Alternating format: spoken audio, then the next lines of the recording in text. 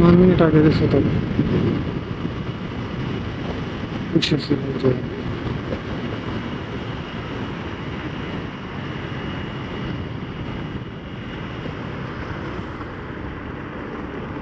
কি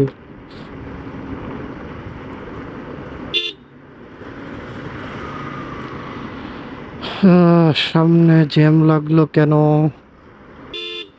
হাইওয়েতে যদি কখনো জ্যাম লাগে তাহলে মনে করবেন যে সামনে মানে দুর্ঘটনার চান্সই সব থেকে বেশি। এটা হচ্ছে হাইওয়ের একটা নিয়ম।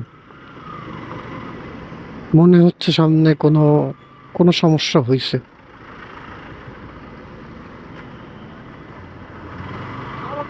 Yes, I am right.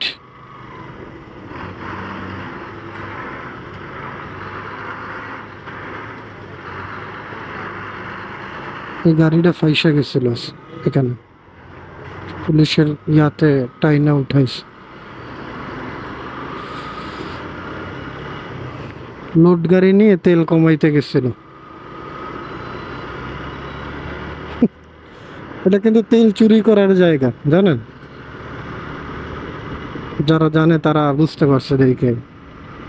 ওইটা হচ্ছে ওখানে ট্রাক ড্রাইভাররা, যেসব ট্রাক কোম্পানিগুলো তেল নিজেরা ভরে দেয় মালিক পক্ষ, ওরা ওইসব জায়গায় তেল নামাইয়ে ওখান থেকে কিছু টাকা ইনকাম করে।